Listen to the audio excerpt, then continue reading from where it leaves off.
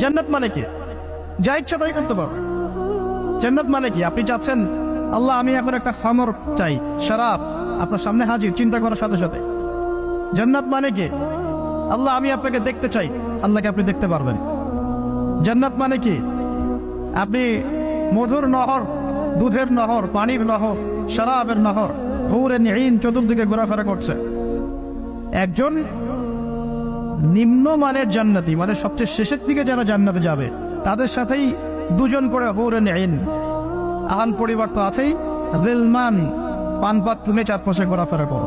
জান্নাত মানে কি? যেখানে যা ইচ্ছা তাই করা যাবে, বলার কেউ নাই, বাধা দেওয়ার কেউ নাই, সেখানে কোনো মৃত্যু নাই, সেখানে কোনো অহেতুক কথাবার্তাও নাই, কোনো গান গল্প নাই, কোনো মিথ্যা নাই, কষ্টের ক্লেশ মাত্র নাই, থুতু ফেলতে হবে না। জান্নাত মানে থুতু ফেলতে হবে না। জান্নাত মানে হাঁচি হবে না, নাক ঝাড়তে হবে না। জান্নাত মানে ইস্তেঞ্জা, পেশাব পায়খানা করার টেনশন নাই। মানুষ খাবার খাবে, একটা ঢেকুর তুলবে, ব্যাস খাবার হজম হয়। আর জান্নাতের সবচেয়ে বড় বিষয়টা কি? আল্লাহ পাককে আমরা এই চোখ দিয়ে দেখতে পারবো ইনশাআল্লাহ। আর তার সমকক্ষ একটা বিষয় হচ্ছে আল্লাহ পাক বলে দিবেন যে আমি তোমাদের সবার উপর সন্তুষ্ট হয়ে গেলাম, যাও কোনোদিন অসন্তুষ্ট হও। ব্যাস। এখন আপনি যত কিছুই করেন এই বস্তুবাদী জীবনে, মনে একটা ভয় থেকে যাবে। আপনি বিশ্ব নেতা হয়েছেন, বড় শিল্পপতি হয়েছেন, পলিটিশিয়ান হয়েছেন, ইকোনমিস্ট হয়েছেন, মনে একটা ভয় থেকে যাবে যে মরতে আমাকে হবে, আল্লাহ আমাকে ধরবেই, হিসেব আমাকে দেওয়া লাগবেই, কবরে আমাকে একাই যাওয়া লাগবেই, আমাকে কিয়ামতের মাঠে দাঁড়াতে হবে আল্লাহর সামনে। মনে একটা ভয় কাজ করে, যদিও বাইরে মানুষ দেখায় যে কোনো ভয় নাই। মানুষ বাইরে অভিনয় করে, মানুষ সমাজের মানুষের সাথে বাইরে একটা অভিনয় করে। কোনো কোনো ক্ষেত্রে আমরা নিজেরাই নিজেদের সাথে অভিনয় করি। কথা সাহিত্যিক হুমায়ুন আহমেদের নাম শুনেছেন? ইন্তেকাল করেছেন। একটা সময় ছিল আমরা স্কুলে পড়তাম, কলেজে পড়তাম, মাঝে মাঝে টুকটাক এ ধরনের কিতাব বইপত্র পড়া হয়েছে। হিমু, মিসির আলী এসব পড়া হয়েছে। শরৎচন্দ্র, বঙ্কিমচন্দ্র, রবীন্দ্রনাথ, নজরুলের কবিতাগুলো, ইভেন শেক্সপিয়ার, অ্যাডাম স্মিথ সহ, যিনি অর্থনীতির জনক। যাই হোক, তিনি তার বইয়ের মধ্যে লিখেছিলেন যে এই পুরো দুনিয়াটা হচ্ছে অভিনয়ের মঞ্চ। কথা সাহিত্যিক তিনি বলছেন তার মতো করে এই পুরো দুনিয়াটাই অভিনয়ের মঞ্চ, আর আমরা সবাই নিজ নিজ জায়গায় অন্যের সাথে অভিনয় করছি।